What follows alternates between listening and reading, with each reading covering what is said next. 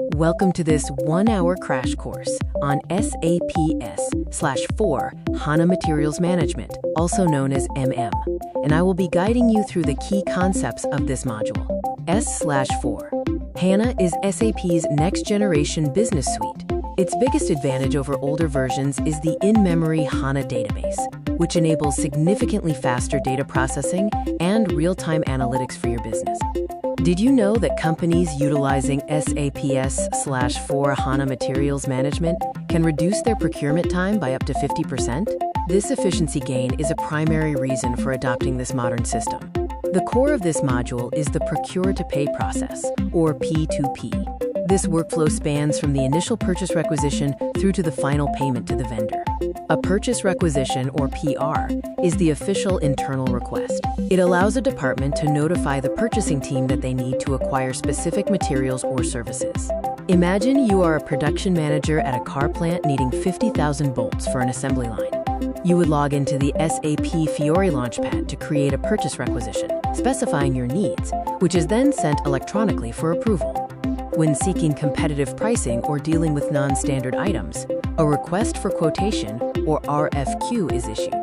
This allows the company to evaluate offers from various vendors before committing. Once a vendor is selected, a purchase order is created.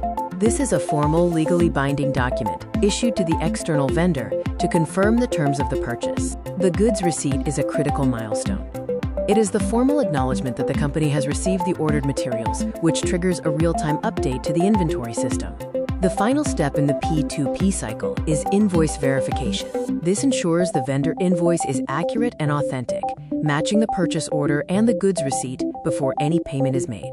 Understanding the organizational structure in SAP is essential. It defines the hierarchy of your business, including company codes, plants, and storage locations. A company code represents a legal entity, while a plant is a logistics unit. These work alongside storage locations, purchasing organizations, and purchasing groups to form the backbone of your system configuration. This diagram illustrates a testing organization structure, mapping out how your company, warehouse, and purchasing teams connect within the SAP system.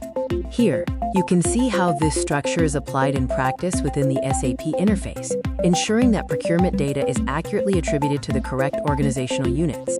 Finally, effective master data management, covering materials, business partners, and purchasing info records, eliminates data silos and ensures consistency throughout your entire S/4 HANA environment.